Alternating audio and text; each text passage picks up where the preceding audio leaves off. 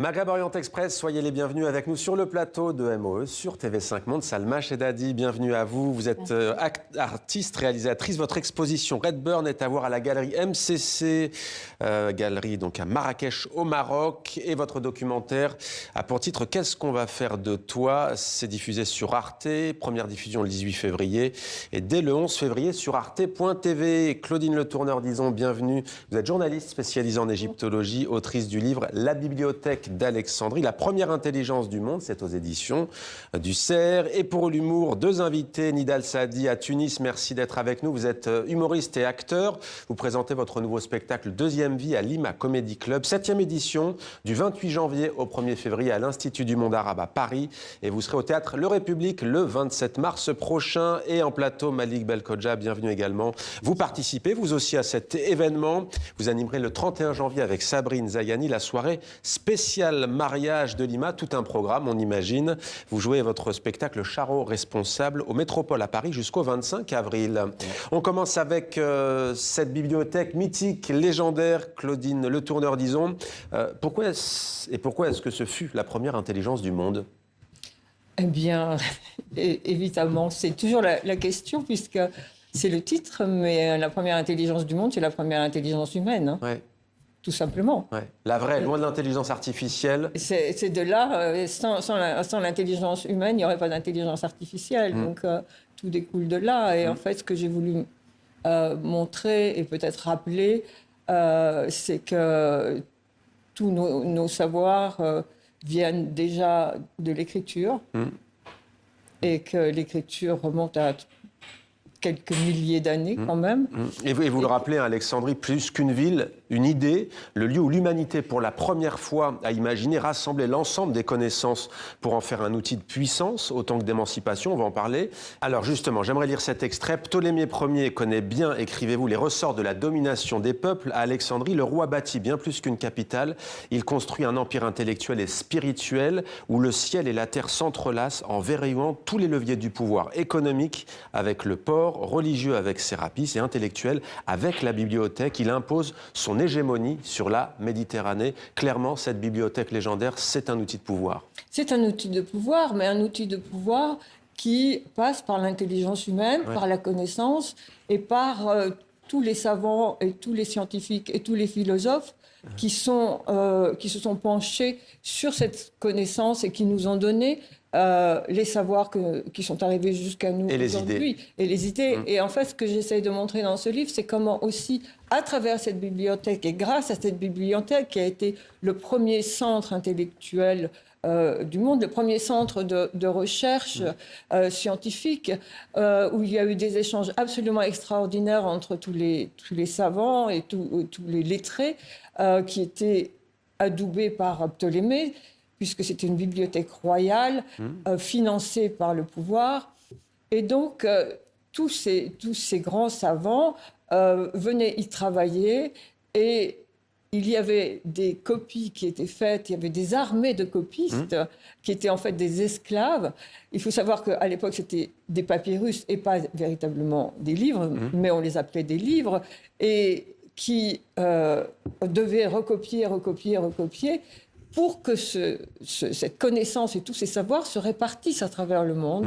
Et en fait, c'est ce centre, le premier centre de l'humanité qui a regroupé autant de savoirs. Et aujourd'hui, on a l'intelligence artificielle qui essaie de regrouper tous les savoirs du monde, mais avec un autre objectif complètement... C'est pas du tout la même chose. C'est pas du tout la même chose. Alors, elle aurait fonctionné, cette bibliothèque, pendant près de 6 siècles, mais il y a tout, on va pas dire une polémique, mais un mythe qui entoure sa destruction. Alors, quand sait-on vraiment, vous l'abordez, l'incendie? L'incendie, c'est un mythe ou c'est vrai? L'incendie, c'est plutôt un mythe. Mais aujourd'hui, la plupart des historiens contemporains sont d'accord à dire que cette bibliothèque n'a jamais brûlé. Parce qu'en fait, ce qui s'est passé, c'est que d'abord, aucun historien après César, en fait, elle aurait brûlé à l'époque de Jules César, quand César, pour se défendre, met le feu au bateau du port, et que dans l'incendie, la bibliothèque aurait disparu. Or, ce qui se passe, c'est que les palais royaux la bibliothèque est dans le prolongement des palais royaux. Les palais royaux ne disparaissent pas et donc la bibliothèque n'a pas disparu. Et il n'y a aucun auteur après César qui ne parle de la disparition de cette bibliothèque. Ouais, donc c'est vraiment, après, ça a laissé cours à beaucoup de théories. Ce qui est beaucoup plus véridique, historique en tout cas, c'est que cette bibliothèque est morte de sa belle mort, morte d'entretien, morte parce qu'on ne faisait plus venir des livres ni des savants et qu'elle a été pillée, elle a souffert de la guerre et que finalement, quand les Arabes arrivent au 7e siècle, il n'y a plus de bibliothèque. Et, oui. Et donc rappelons qu'en 2002 a été inaugurée sur quasiment le même emplacement la bibliothèque d'Alexandrie en Égypte. C'est pas tout à fait le même emplacement. Pas tout à fait. Pas tout à fait, mais enfin bon. Pas trop loin, on va dire. Pas trop loin. Et Alexandrie, en tout cas, le livre, il sera présenté d'ailleurs, je crois. Alors le livre va être en un mot. J'ai la chance d'être invitée le 10 février à la bibliothèque d'Alexandrie parce que pour eux, ce livre est un événement. Il est pour moi, mais il est aussi pour les Égyptiens, parce qu'en fait, c'est un peu un livre qui raconte toute l'histoire de ce périple de la connaissance, mais qui part de l'Égypte ancienne. De l'Égypte ancienne. De l'Égypte ancienne et de la Mésopotamie. Et donc, j'ai rendu un peu un hommage aux Égyptiens et qui me rendent le même hommage en m'invitant pour voilà, présenter. C'est une belle histoire. Et donc, hommage au effectivement, c'est une très très belle histoire. Et si les Égyptiens m'entendent, ils sont tous bienvenus à la bibliothèque. Eh bien voilà qui est dit, puisqu'on est regardé TV5 Monde en Égypte et Maghreb en Express le 10 février. Donc, le 10 février à 15h à la bibliothèque d'Alexandrie. Voilà. Nidal Saadi, vous êtes donc à Tunis, la capitale tunisienne. Dans votre spectacle Deuxième vie, vous racontez votre deuxième vie, donc celle de jeune papa. C'est en arabe dialectal. Alors cette nouvelle vie, pas trop fatigant ? On dort beaucoup moins, mais dans cette deuxième vie, en fait, je raconte dans le spectacle pourquoi ça s'appelle Deuxième vie. C'est parce que maintenant, d'abord, il y a la première partie qui est la deuxième vie d'adulte. J'approche des 40 ans et là, on voit de plus en plus ce décalage.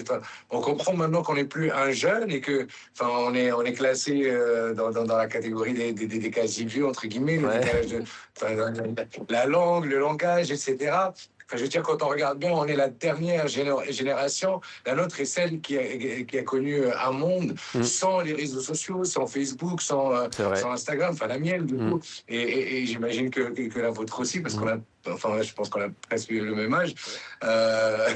Et c'est vrai, Nidal Saadi, alors il y a les nuits blanches qui deviennent des scènes cultes dans votre spectacle. Alors, vous avez cette énergie, cet humour piquant aussi. En fait, vous arrivez à transformer la vie, celle que l'on vit toutes et tous, sans doute parfois, en un spectacle où on se retrouve. Ça, selon vous, c'est la force de l'humour. On va le voir tout à l'heure aussi avec Malik Belkhodja. C'est aussi que quand on vient vous voir, eh bien, on dépassionne les choses. Oui, un humoriste, c'est forcément quelqu'un de très observateur. Et il y a des choses que je considère très universelles, que tous les êtres humains, quel que soit, un peu partout dans le monde, quelle que soit leur religion, quelles que soient leurs origines, etc., il y a des choses qui sont universelles et propres à l'être humain. Et c'est ce genre de choses que j'essaie de toucher, en partant, bien sûr, de moi à la base. Par exemple, quand je touche à un sujet, être, par exemple, en surpoids ou être en obésité, etc., je veux dire, n'importe quel être humain sur Terre a eu, par exemple, un problème avec son corps et il y a eu un petit complexe avec son corps à un moment donné. Et donc, je pars de là.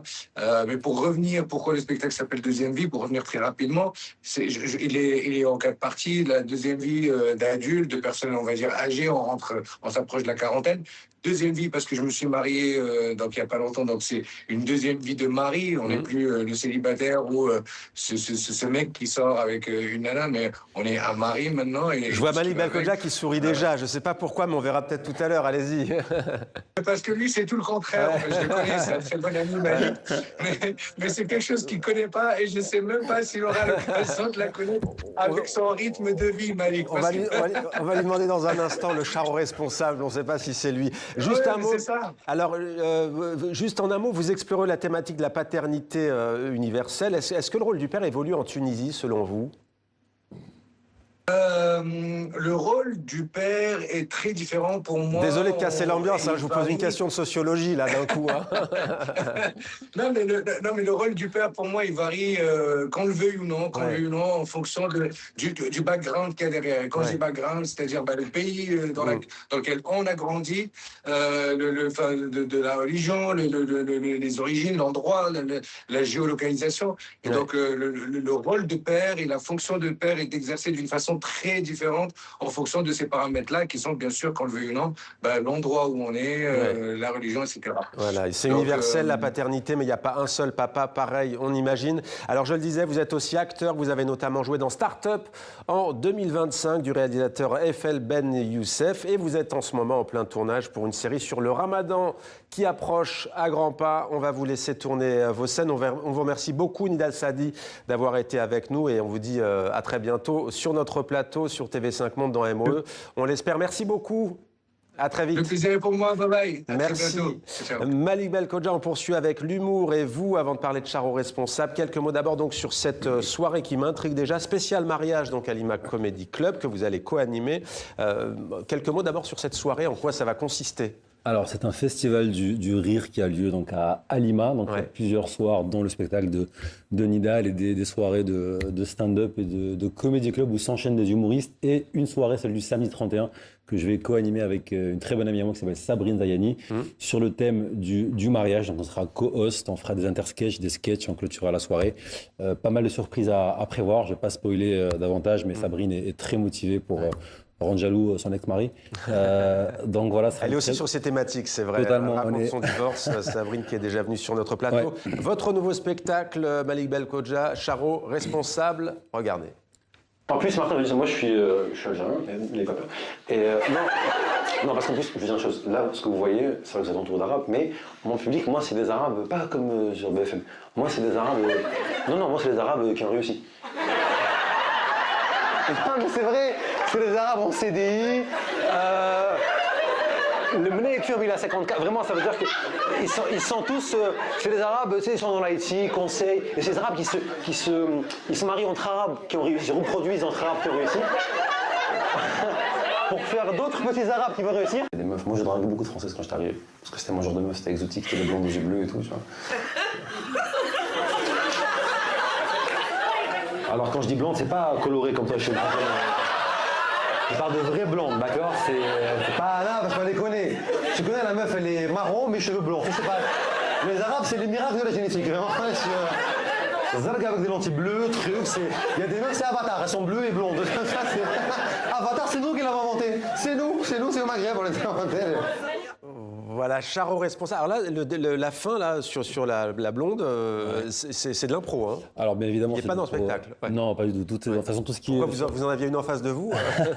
Non, tout ce qui est sur Instagram n'est pas rejoué dans le spectacle. Ouais. Donc là, on était avec Nidal qui parlait de cette deuxième vie de stabilité. Moi, c'est un peu l'inverse. Donc c'est une deuxième vie encore plus instable et encore plus célibataire qu'avant. Non, bien évidemment, je taquine. Mais... Alors c'est quoi être Charo Responsable? Alors Charo, je rappelle pour les boomers, comme on les appelle, un séducteur impitoyable, un homme qui abuse de la naïveté des femmes et qui les collectionne. Non, on va couper le... Alors, non, on coupe pas, allez-y. Alors, la vôtre, c'est laquelle? Mais c'est un piège ou une émission? C'est quoi ce truc? Le gars, il veut vider mes salles pour 3 mois. C'est quoi un Charo, alors? Non, mais alors déjà, un Charo, c'est quelqu'un qui a du mal à se poser. Voilà, et c'est avant tout une personne qui est victime de lui-même. Voilà, quelqu'un qui est incapable de se poser. Ouais. Et c'est avant tout un personnage qu'on se crée pour se protéger justement d'un marché du célibat qui est de plus en plus dur et violent. Ouais. Donc je préfère renvoyer cette image-là de mec un petit peu Charo pour que derrière une belle surprise. Se cherche aussi, ouais. Là, j'essaie de sauver mon image. Hein. Ouais. La définition que j'ai donnée, c'est celle du mot classique, hein, pour ceux qui connaissent, c'est pas vous.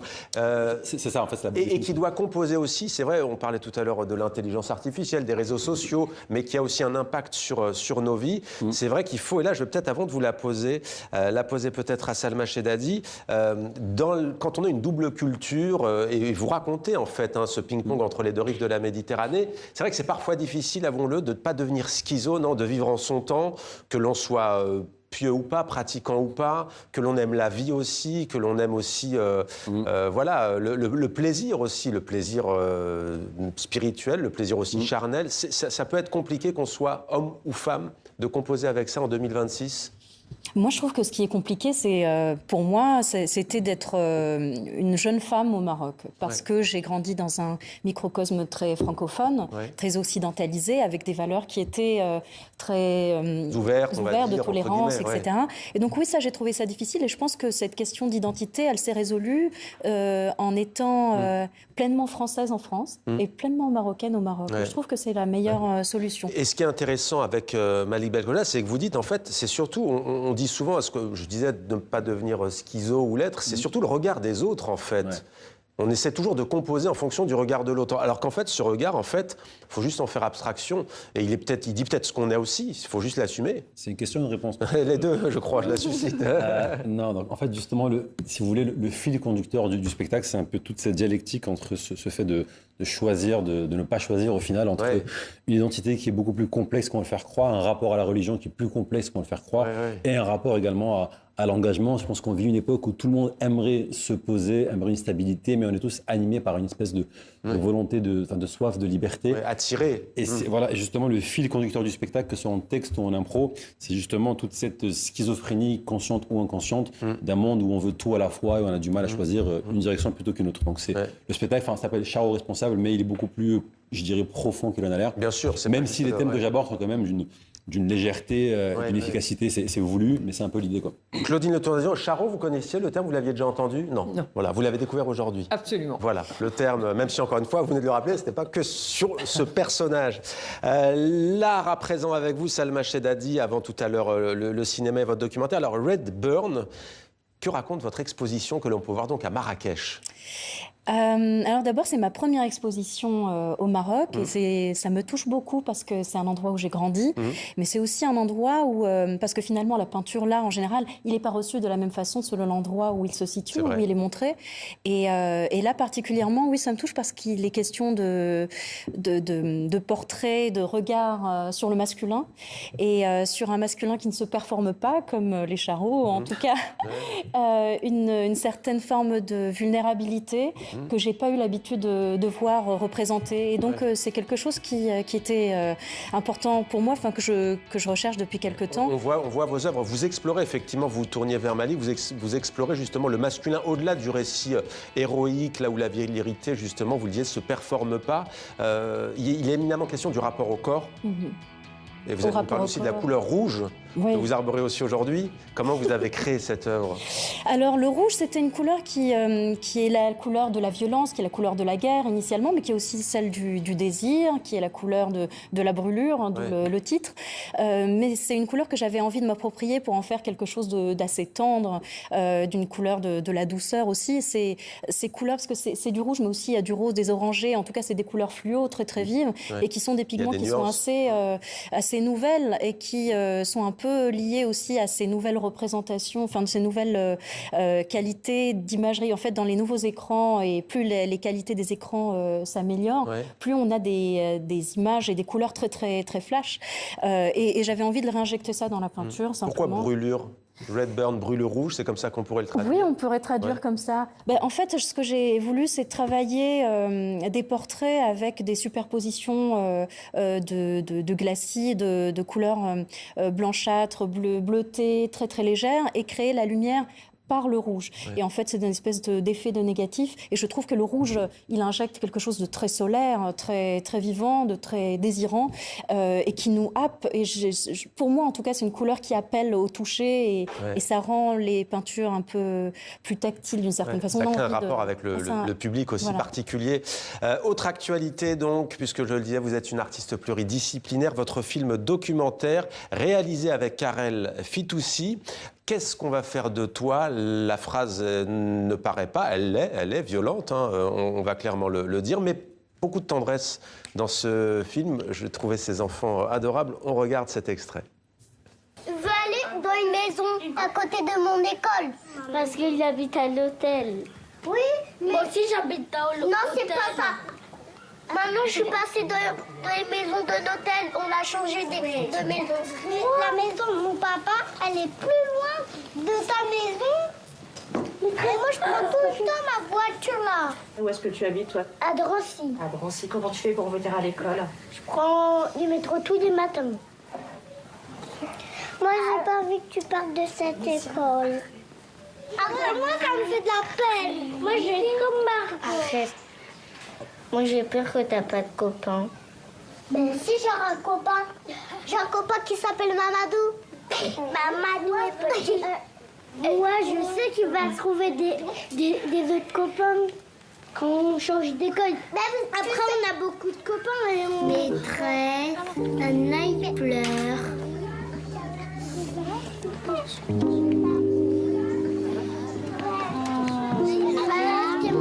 Voilà pour cet extrait plein de tendresse, d'amour aussi. Comment est née l'idée de ce long métrage tourné dans une école maternelle à Paris, dans le 11e arrondissement? Exactement. En fait, on a rencontré avec Karel ce groupe d'enfants qu'on a trouvé tout à fait exceptionnel, hors du commun, pour plusieurs raisons. D'abord par la mixité qu'il y avait dans cette classe, parce que c'est des personnes, oui, j'ai envie de dire des personnes, parce que c'est des enfants par leur âge, mais c'est vraiment des identités et des personnages à part entière.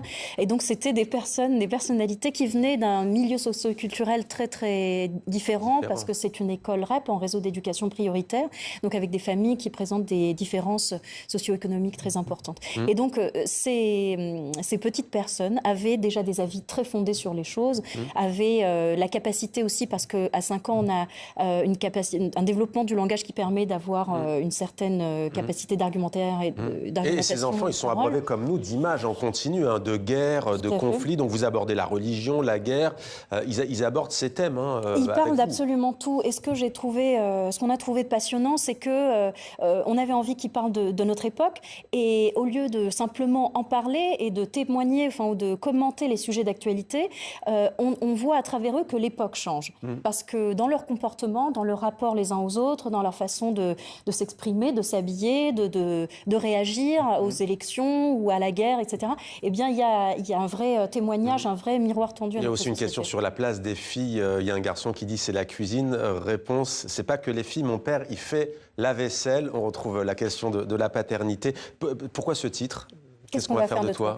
Parce que c'est une question qu'on entend beaucoup quand on est enfant, quand les parents sont un peu en colère, ou les adultes qui sont en charge de nous. Qu'est-ce qu'on va faire de toi? Parce que c'est vraiment une espèce de cri de désespoir. Et finalement, peut-être qu'on est responsable, en fait. C'est ça qu'on voulait faire passer comme message, c'est qu'on est responsable de ces enfants, mais on est aussi responsable de l'école et de l'institution républicaine. Et c'est vrai qu'on les entend rarement, ces enfants, et c'est bien aussi de leur donner la parole à travers votre documentaire, à voir donc chez nos confrères d'Arte au mois de février et sur arte.tv dès le 11, c'est bien cela. Et chers invités, à présent, vos coups de cœur culturels, c'est notre séquence atmosphère.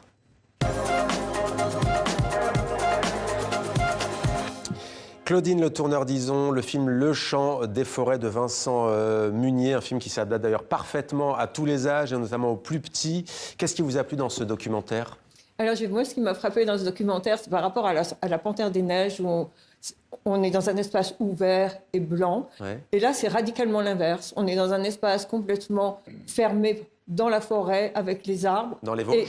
Et dans les Vosges. Et on est dans une tonalité très sombre pendant tout le film, avec du brouillard. Moi, ce qui me frappe dans ce film, la première chose, c'est la beauté des images et le talent, le génie de Vincent Munier pour arriver à produire ce genre d'images, à filmer les animaux, la patience qu'il faut. Et puis aussi, ce qui me touche dans ce film, c'est l'idée il faudrait, nous, humains, revenir un peu plus à la nature et la respecter un peu plus. Voilà pour ce beau film, donc, Le Chant des forêts. Le cinéma aussi, pour vous, Malik Belkhodja, vous avez choisi le film d'Alexandre Arcadi, Ce que le jour doit à la nuit, adaptation du roman de Yasmina Khadra. Qu'est-ce qui vous a plu dans ce long métrage ? Donc effectivement, initialement un roman de Yasmina Khadra. J'ai pas été très original, mais c'est un de mes films préférés. Pourquoi ? Parce que ce qui anime ce film-là, c'est en tout cas l'idée que j'en retiens, c'est cette peur de passer à côté de la plus belle histoire de sa vie, ce qui est le cas du personnage principal qui passe à côté de la plus belle histoire de sa vie parce qu'il ne prend pas assez de risques. Et quelque part, c'est un peu un des moteurs qui m'anime, moi, en tant que et aussi en tant qu'artiste, en tant que même ce personnage de Charo qu'on décrivait tout à l'heure. quelque part, le moteur, cette personne-là qui enchaîne un peu les conquêtes, même si la finalité peut être caricaturale, je dirais que l'origine peut être plus noble et profonde que cela, à savoir le fait de rechercher l'amour. Ouais, il vaut mieux avoir des regrets que des remords, je crois. C'est comme ça qu'on dit, en effet. Je suis pas sûr, mais... Salma Chedadi, on reste dans l'exposition. On reste à Marrakech, à la galerie MCC, avec Sana Arakas. Vous avez choisi son exposition. Un mot sur cette artiste et pourquoi vous plaît-elle? C'est une artiste, une jeune peintre marocaine. Je trouve que c'est important de se soutenir un petit peu, mais surtout, j'ai eu un vrai coup de cœur parce qu'elle présente des œuvres monumentales, des très grandes peintures. Ce sont des lits d'effets. C'est une peinture qui est très viscérale, très picturale, il y a beaucoup de matière et qui est très sensuelle. Ça me plaît beaucoup et ce sera présenté aussi à la Foire d'art contemporain africain, à la 154, en février. Merci beaucoup Claudine Le Tourneur, disons Malik Belkhodja, et merci à vous également Salma Chedadi d'avoir été avec nous. Merci à vous d'être fidèle à MOE. On se retrouve la semaine prochaine et quand vous le souhaitez sur notre plateforme TV5 Monde Plus. À très vite sur TV5 Monde.